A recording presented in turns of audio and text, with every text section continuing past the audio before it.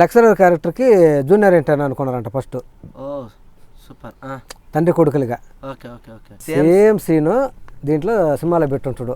బాలకృష్ణ చెప్పి ఉంటాడేమో ఆ సీన్ పెడతానంటే ఉంటే ఉండాలి పర్లేదు అనుకోని తోసేసినట్టుగా సేమ్ సీను.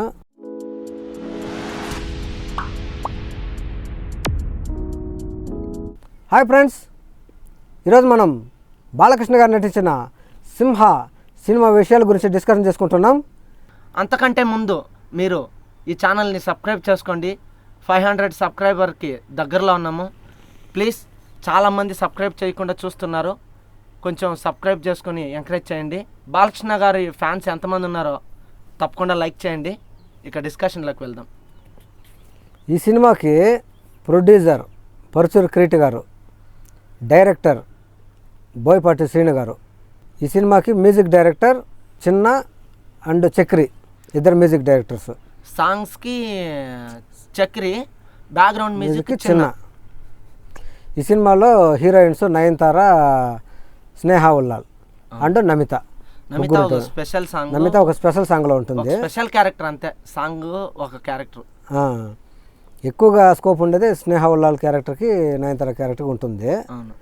ఈ సినిమాలో బాలకృష్ణ గారు డ్యూయల్ రోల్, తండ్రి కొడుకులుగా చేసిండ్రు. ఈ సినిమా ఈ తండ్రి కొడుకుల స్టోరీలు మనం ఆల్రెడీ చాలా చూసి ఉంటాం. వెంకటేష్ జయమణిధర చూసాము, ఆంధ్ర వాళ్ళ చూసాము, బన్నీ చూసాము. బన్నీ లేదులే, ఒకే పోలికలతో ఉండేది వస్తుంది. జయమణిధర చూసాము. అంటే ఏం చెప్తానంటే తండ్రిని చంపేస్తే కొడుకు వచ్చి పగ తెచ్చుకునే స్టోరీ అంటే చిరంజీవి రిక్షావాడు, వెంకటేష్ జయమణిధర, మహేష్ బాబు రాజ్ కుమారుడు, బన్నీ, ఆంధ్ర వాళ్ళ, హనుమంతు, ఇలాంటివన్నీ ఈ డబుల్ యాక్షన్ సినిమాలు అన్నమాట, రివెంజ్ స్టోరీలు. అయితే ఈ సినిమా బాలకృష్ణ గారికి ఒక నరసింహనాయుడు తర్వాత మళ్ళీ 9 సంవత్సరాల తర్వాత ఇప్పుడు 2001లో నరసింహనాయుడు హిట్ అయింది. ఇంకా తర్వాత వచ్చిన బలేవాడు, బాసు, సీమసింహం, చెన్నకేశ్వరుడు అన్నీ కూడా యావరేజ్గానే పోయినాయి. ఎక్కడ కూడా హిట్ లేదు, యావరేజ్లో ఫ్లాప్లే. అల్లరి పిడుగు, విజేంద్ర వర్మ అయితే ఫ్లాప్లే. కానీ 9 సంవత్సరాల తర్వాత ఒక పెద్ద హిట్ పడింది అంటే అది సింహ. రొటీన్ స్టోరీ, రివెంజ్ స్టోరీ, తండ్రి కొడుకుల స్టోరీ, రొటీన్ స్టోరీ అయినా కూడా బట్ జనాలకు బాగా నచ్చింది. బాలకృష్ణ గారు చాలా సంవత్సరాల తర్వాత పక్క కమర్షియల్ సినిమా, అందులో మంచి ఫైట్స్, మంచి డైలాగ్స్తో సినిమా బ్లాక్ బస్టర్ అయ్యేలా చేశాడు బోయపాటి సినిమా. అందుముందు భద్ర, తులసి చేసినా కూడా బట్ ఇది కూడా ఆ లెవెల్లోనే, ఆయన లెవెల్కి దిగినట్టు, ఇటు బాలకృష్ణ గారి లెవెల్కి దిగినట్టు ఒక యాక్షన్ సినిమా అంతే. అయితే తండ్రి కొడుకులు, గతంలో ఆయన తండ్రి డాక్టరు, ఈయన కాలేజీకి ఒక లెక్చరరు, ఇట్లా ఉంటుందన్నమాట స్టోరీ. ఈ సినిమాకి యాక్చువల్గా తండ్రి క్యారెక్టర్కి బాలకృష్ణ గారిని పెట్టేసి లెక్చరర్ క్యారెక్టర్కి జూనియర్ ఇంటర్న్ అనుకున్నారంట ఫస్ట్. సూపర్. తండ్రి కొడుకులుగా. Okay okay okay. మరి ఎందుకు, ఏ కారణం వలన తెలియదు కానీ మళ్ళీ ఈ క్యారెక్టర్ కూడా బాలకృష్ణ గారే చేసిండ్రు. Okay okay. ఒక లెక్చరర్ క్యారెక్టరు, సింహ క్యారెక్టరు, ఆయన పేరు దాంట్లో నరసింహ అనమాట. ఆ క్యారెక్టర్ వచ్చినప్పుడు కొంచెం పవర్ఫుల్గా ఉంటుంది. ఆ క్యారెక్టర్ వచ్చినప్పటి నుంచి సినిమా ఒక లెవెల్కి లేస్తుంది. పవర్ఫుల్ డైలాగులు, చాలా మంచి డైలాగులు ఉంటాయి, ప్రాస డైలాగులు. చాలా ఒక నరసింహనాయుడు అంటే ఒక డైలాగ్ ఉంటుంది, సమరసింహ అంటే ఒక డైలాగ్ ఉంటుంది. కానీ దీంట్లో మాత్రము ప్రతి సీన్కి డైలాగులు ఉంటాయి, ప్రతి సీన్కి ఎక్సలెంట్ డైలాగులు ఉంటాయి. ఆ డైలాగులే ఆ సినిమాని ఇంకో లెవెల్కి తీసుకెళ్ళింది. డైలాగులతో సినిమా హిట్ అయిందని చెప్పొచ్చు.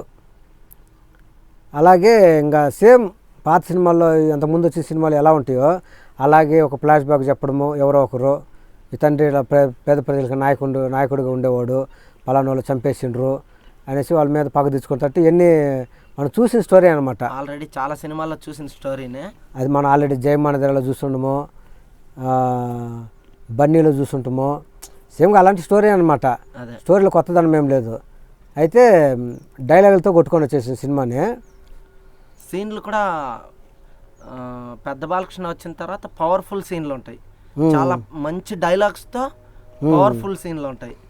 అందులో చలపతిరావు దగ్గర కూర్చొని కొట్టే కొన్ని డైలాగులు ఉంటాయి కదా, పోలీసుగా అప్పుడు లేవన్నోరు ఇప్పుడు ఎందుకు లేస్తుంది ఏ అనే ఒక ఇది చేస్తాడు.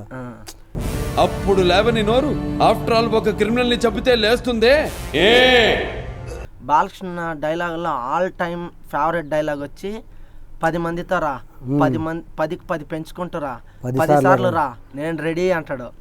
10 మందితో రా, 10 పెంచుకుంటూ రా, 10 సార్లు రా, నేను రెడీ. సరైన డైలాగ్ అది. కుట్లేయడమే కాదు పోట్లేయడం కూడా తెలుసా అని చెప్పడం. కానీ తర్వాత ఇంకొక సీన్ ఉంటుంది తెలుసా, పోలీసు వచ్చేసి నయనతార దగ్గరికి మీ ఆయన కొంచెం జాగ్రత్తగా ఉండమని చెప్పేసి వార్నింగ్ ఇస్తారు అనమాట. అలాంటి ఒక సీను ఆల్రెడీ మనం యువరత్న రానా బాలకృష్ణ గారి Balakrishna heroines Kodandaram Reddy direction. Heroine పేరు హీరా. ఆ సినిమాలు కూడా సేమ్ ఇలాగ ఉంటుంది అనమాట. రానా అంటే అందరికి భయం అనమాట. అందుకని పోలీసు వచ్చి హీరా ముందు వార్నింగ్ ఇస్తాడు, మీ ఆయన్ని కొంచెం జాగ్రత్తగా ఉండమని చెప్పేసి వార్నింగ్ ఇస్తాడు అనమాట. అప్పుడు సేమ్ హీరా ఇలాగే చెప్పొద్ది, వాళ్ళని కొంచెం జాగ్రత్తగా ఉండమని చెప్పు, ఇంటికి వచ్చి ఏం తీసుకుంటారని చెప్పేసి సేమ్ సీను దీంట్లో సినిమాలో పెట్టుంటాడు. బాలకృష్ణ చెప్పి ఉంటాడేమో ఆ సీన్ పెడతానంటే ఆల్రెడీ యువరత్న రాణలో ఉందని చెప్పకుండా ఉంటే ఉండాలి పర్లేదు అనుకోని తోసేసినట్టుగా సేమ్ సీను. రామ్ లక్ష్మణ్లో ఫైట్స్ ఎక్సలెంట్ ఫైట్లు. ఆ మార్కెట్లో ఒక ఫైట్ ఉంటుంది అన్న, అదే ఆ డైలాగ్ కొట్టేసిన తర్వాత మార్కెట్లో హాస్పిటల్ అందరూ పేషెంట్లు అంతా పండేసి ఉంటే అక్కడే మార్కెట్లోనే అదేదో ఇన్సిడెంట్ అయి ఉంటుంది. అక్కడ నొలకల మంచం వేసి అందరిని పండేసి ఉంటారు అనమాట. పండేసినప్పుడు విలన్లు వచ్చేసి ఎవరో ట్రీట్మెంట్ చేసేదని చెప్పి ట్రీట్మెంట్ చేసి కొడతారు. అప్పుడు బాలకృష్ణ దిగి వాళ్ళని భయంకరంగా కొట్టి నరికేసి ఆ రక్తంతో ఇంటికి పోతాడు. కానీ వాళ్ళ అమ్మ కూడా చెప్పొద్ది, ధర్మం కోసం యుద్ధం చేయడం తప్పులేదు, 10 మంది చంపడం తప్పులేదు, రాముడు చేసిండు కృష్ణుడు చేసిండని చెప్తుంటుంది అనమాట. సో ఓవరాల్గా సినిమా అయితే మనం రెగ్యులర్ చూసిన స్టోరీ అయినా కూడా నాకు ఒకసారి చూసినప్పుడు అనిపించింది ఎందుకు ఈ సినిమా బాలకృష్ణ గారు ఎందుకు చేసిండని. బట్ చాలామంది ఆడియన్స్కి నచ్చింది. నాకు కూడా నచ్చింది. ఇంటర్వెల్ తర్వాత ఇంటర్వెల్ ముందు పడుతూ లేస్తూ వెళ్ళిన ఇంటర్వెల్ తర్వాత ఒక హైలా ఉంటుంది సినిమా. మెయిన్ చెప్పుకోవాల్సింది ఏమంటే ఫ్లాష్ బ్యాక్ నరసింహ క్యారెక్టర్ వచ్చినప్పటి నుంచి సినిమా హైలైట్గా ఉంటుంది. బోయపాటి సీన్ గారు అంటేనే ఫ్లాష్ బ్యాకే సినిమా. ఫ్లాష్ బ్యాక్ లేకుండా ఉన్న ఒకే ఒక సినిమా ఏది లేదనుకుంటా. అన్నిట్లో ఫ్లాష్ బ్యాక్ ఉంటుంది, అన్నిటిలో ఉంటుంది. మెయిన్ సినిమా అంటే సినిమా అంటే ఫ్లాష్ బ్యాకే. రైల్వే స్టేషన్లో ప్లాట్ఫామ్ పైన ఫైట్ ఉంటుంది కదా, ఇంట్రడక్షన్ ఫైట్, పెద్ద బాలకృష్ణ ఇంట్రడక్షన్ ఫైట్. అప్పుడు చిన్న మ్యూజిక్ డైరెక్టరు ఆ రేంజ్కి తగినట్టు ఆ లెవెల్కి తగినట్టు మ్యూజిక్ కొట్టుంటాడు. మంచి శ్లోకంతో ఉంటుంది అది. అతడి నరసింహ అని ఒక శ్లోకంతో ఉంటుంది అది. అది బాగుంటుంది. ఇటు చక్రి కూడా పాటలకి సాంగ్స్ కూడా హిట్. అప్పుడు సాంగ్స్ కూడా హిట్ అయింది.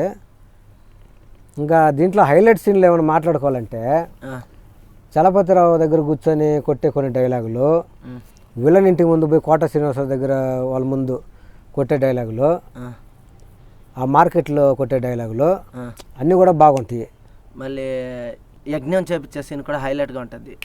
ప్రసాదంలో విషం వేయడం ఆ సీన్ కూడా హైలైట్గా ఉంటుంది. ఎల్బి శ్రీరాము ఏదో వణుకుతా తీర్థం మీద పోతే బాలకృష్ణ గారు చూడకుండానే అర్థం చేసుకుంటాడు ఏదో జరిగింది అనేసి. అది ఆ సీన్ కూడా హైలైట్గా ఉంటుంది. ఇంకా ఆమెని కొడుకుని అక్కడ పెట్టేసి ఆయన పోయి అక్కడ అంతమందితో ఫైట్ చేసి ఈ సినిమా మొత్తాన్ని ఇంకొక హైలైట్ సీన్ ఉంది చెప్పు. పెద్ద బాలకృష్ణ కొడితే విలన్ కోమాలో అయిపోతాడు. చిన్న బాలకృష్ణ కొడితే కోమా నుంచి లేస్తాడు. 25 సంవత్సరాల తర్వాత మళ్ళీ చిన్న బాలకృష్ణ కొడితే కోమా నుంచి బయటకు వస్తాడు. సూపర్. ఇది ఒక మంచి ఐడియా అనమాట. అదే బాగానే ఆలోచించింది. తండ్రి కొడితే పడుకున్నాడు, కొడుకు కొడితే లేచాడు. అది కూడా ఎక్కడ ఒక రోడ్డు మీద అంబులెన్స్లో పోతా ఉంటే స్ట్రెచర్ బయటకు రావడము, విలన్ కొట్టేటప్పుడు విలన్ తప్పించుకోవడం వల్ల ఆ దెబ్బ అతనికి తగలడము, టక్కున లేచి కూర్చోవడము. డాక్టర్లు ఆశ్చర్యపోతారు. బ్రెయిన్ డెడ్ అయిపోయిన పేషెంట్, ఆల్మోస్ట్ కోమాలోకి వెళ్ళిపోయిన పేషెంట్ ఒక్క దెబ్బతో లేచి కూర్చున్నాడంటే అదొకటి కొత్తగా పెట్టుంటారు అనమాట ఈ సినిమాలో. అది కొంచెం బాగుంటుంది. అది అప్పట్లో ఆ క్లైమాక్స్ ఫైట్లో పసుపు రంగు జెండాది ఏదో ఇష్యూ అయింది కదా అది. తెలుగుదేశం జెండా బాతిండు ఆ. అనేసి తెలుగుదేశంకి సపోర్ట్ చేస్తున్నాను. ఇండైరెక్ట్ గా తెలుగుదేశం ప్రమోషన్ చేస్తుండ్రు, పార్టీ ప్రమోషన్ అనుకున్నారు కదా. అటు బాతి పసుపు కలర్ జెండా పెట్టేసరికి వేరే జెండా కూడా పెట్టవచ్చు కదా, పసుపు ఎందుకు పెట్టానంటే తెలుగుదేశం పార్టీ గుర్తని అడిగినారు అనమాట. మోస్ట్లీ అట్లా కూడా ప్లాన్ చేసి ఉండొచ్చు. తప్పేముంది, తప్పే వాళ్ళ పార్టీ వాళ్ళది, అంతే తప్పేం లేదు కదా. కానీ అప్పుడు ఆ కాంట్రవర్సీ చేసిండ్రు. చాలా సినిమా రిలీజ్ అయినప్పుడు అది చాలా స్ప్రెడ్ చేసిండ్రు ఆ కాంట్రవర్సీ. బట్ ఏమంటే బాలకృష్ణ గారు ఒక నరసింహనాయుడు తర్వాత నాకు ఆ లక్ష్మీ నరసింహస్వామి ఇచ్చిన ఒక గిఫ్ట్ ఇది అని చాలా సార్లు ఇంటర్వ్యూలో కూడా చెప్పిండు. ఇంకొక డైలాగ్ ఉంటుంది చూడు, నేను మాట్లాడేటప్పుడు నీకు చెవులు మాత్రమే పనిచేయాలి, అదే ఫేమస్ డైలాగ్. ఇంకేది పని చేసి నీకు నెక్స్ట్ బర్త్డే ఉండదు అనేసి అదే ఫేమస్ డైలాగ్. నేను మాట్లాడేటప్పుడు నీ చెవులు మాత్రమే పని చేయాలి, కాదని ఇంకేది పని చేసినా నీకు నెక్స్ట్ బర్త్డే ఉండదు. నాకు ఇష్టమైన డైలాగ్ మాత్రం అదే, 10 మందితో రా, 10 పెంచుకుంటురా, 10 సార్లు రా, నేను రెడీ అంటాడు. అది నాకు చాలా బాగా నచ్చిన డైలాగు. సగం ఆ సినిమా సగం హిట్ అవ్వడానికి ఆ డైలాగులు, ఓన్లీ డైలాగులతోనే సగం హిట్ చేసిండు. లెజెండ్ అని కానీ, సింహాన్ని కానీ, రత్నం గారు రాసిన డైలాగులే ఆ సినిమాకి హైలైట్ అనమాట. అంతే, తండ్రి కొడుకుల స్టోరీ ఒక రివెంజ్ స్టోరీ, రెగ్యులర్గా మనం చూసిన స్టోరీ, క్లైమాక్స్ అన్ని సినిమాలో ఉన్నట్టు ఉంటుంది. అంతే. బంగారు కొండ అనే సాంగ్ ఒకటి బాగుంటుంది. మళ్ళీ లాస్ట్లో వచ్చే జానకి జానకి సాంగ్ కూడా పర్లేదు. హైలైట్ సాంగ్ అంటే బంగారు కొండ. ఓకే ఫ్రెండ్స్, ఈ సినిమా గురించి మేము చేసుకున్న ఈ డిస్కషన్ మీకు నచ్చినట్లయితే ఈ వీడియోని లైక్ చేయండి, మా ఛానల్ని సబ్స్క్రైబ్ చేసుకోవడం మాత్రం మర్చిపోవద్దు.